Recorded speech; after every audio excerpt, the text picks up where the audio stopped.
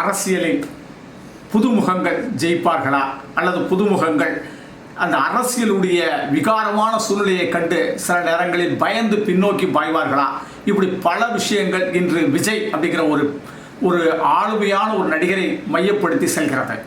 அப்படிப்பட்ட அந்த விஜய் அவருடைய பயணங்களில் ஒரு 5-6 மீட்டிங் போட்டு அதில் மக்கள் கூட்டம், மக்கள் வெள்ளம் அப்படின்னு சொல்லும்போது கடைசியில் ஒரு நாள் அவர் அந்த கூட்டத்தில் நடக்கக்கூடாத சில நிகழ்வுகள் அவரை பாதித்தது. ஏன் அப்படின்னு பார்க்கணும். நம்ம இதுக்கு முன்னால் 2 வீடியோ போட்டிருக்கோம். ஒரு வீடியோவில் அவருக்கு நீங்கள் ஒரு எதிர்க்கட்சி தலைவராகலாம், நல்ல கூட்டணி வச்சான்னு சொல்லியிருக்கிறோம்.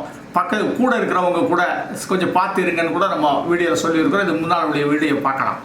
அதே போல் இப்போ அவர் என்ன அப்படின்னு கேட்டிங்கன்னா, இந்த சம்பவத்துக்கு அப்புறம் இன்று 16 நாட்கள் ஆகின்றது. ஏதோ வீடியோ காலில் பேசுகிறாங்க, ஆனாலும் வெளியே வரலை. அது நம்ம அரசியலுக்குள்ளே பெருசாக போக வேண்டாம். ஆனால் இவர் சைன் பண்ண முடியுமா அல்லது அந்த கட்சியை அவர் கலைத்து விடுவாரா? இதுதான் இன்னைக்கு $1,000,000 கேள்வி. அப்போது கன்னி லக்கணம் அப்படின்னு ஒரு லக்கணம் சொல்கிறோம். அந்த கன்னி லக்கணம் புதனுடைய லக்கணம். புதன் அப்படிங்கிறது புத்திசாலித்தனம், அறிவு சம்பந்தப்பட்ட லக்கணம். ஆனால் இந்த கன்னி லக்கணத்தில் தான் புதன் ஆட்சி, புதன் உச்சம். அப்போ இதில் இந்த லக்கணத்தில் இருக்கவங்க கொஞ்சம் ஓவராகவே திங்க் பண்ணுவாங்க. அந்த ஓவர் ஆல் திங்கிங் அப்படிங்கிற ஒரு விஷயந்தான் இன்னைக்கு விஜயை ஒரு பூகம்பமாக வளர்ந்தவரை படுகொலியில் தள்ளி இருக்குது. அப்போ இந்த பூகம்பத்தை நம்ம படுகொலியில் தள்ளதுக்கு அப்புறமாவது நம்ம சில விஷயங்களை உணரணும். நமக்கு பின்னால் இருந்தக்கூடிய 2ஆம் கட்ட தலைவர்களை என்ன செய்யணும் அப்படின்னு கேட்டிங்கன்னா, ஒரு பில்டிங்குடைய தூண் மாதிரி, பில்லர் மாதிரி அமைக்கணும். அதுக்கு நீங்கள் அமைத்து விட்டீர்கள் என்றால் நீங்கள் அடுத்த கட்ட நிகழ்வுகளுக்கு செல்ல முடியும். இன்னும் காலகட்டங்கள் என்ன செய்யலை, லேட் ஆகலை. தமிழக வாக்காளர்கள் என்னன்னு கேட்டிங்கன்னா எல்லாத்தையுமே தூக்கி பிடிக்கக்கூடியவர்கள் தான். நீங்கள் சரியாக மூவ்மெண்ட் வச்சிங்க அப்படின்னா தூக்கி பிடிக்க வேண்டியவர்கள் தான்.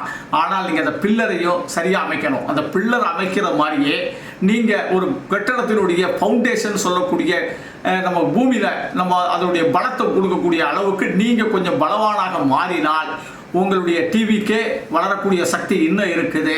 இல்லை சார், நான் எடுத்த உடனேயே இந்த மாதிரி கூட்டத்தை பார்த்துட்டேன், டைரெக்டாக சிஎம் தான், எனக்கு எதிர்கட்சி தலைவர்லாம் வேண்டாம், நான் ஒரு படத்தில் நடிக்கிறேன், அடுத்த கட்டத்தில் இந்த வளர்ச்சி, அதுக்கு அடுத்த கட்டத்தில் சிஎம் என் மக்கள் மேலே இது பண்ணுவேன், என்னை பார்க்க வரணும் அப்படிங்கிற மாதிரி நீங்கள் இன்றைக்கி போடக்கூடிய ஒரு விஷயங்கள் மாதிரி நீங்கள் பயணம் பண்ணினீங்கன்னா நம்ம மற்றவங்க சொல்கிற மாதிரி கடையை அடைக்க வேண்டிய ஒரு நிலை வந்துடக்கூடாது. அதில் தெளிவாக இருங்க. உங்களால் உங்களுடைய புத்திசாலித்தனத்தை சரியான விகிதத்தில் பயன்படுத்தினால் வெற்றியாளரே நீங்கள்.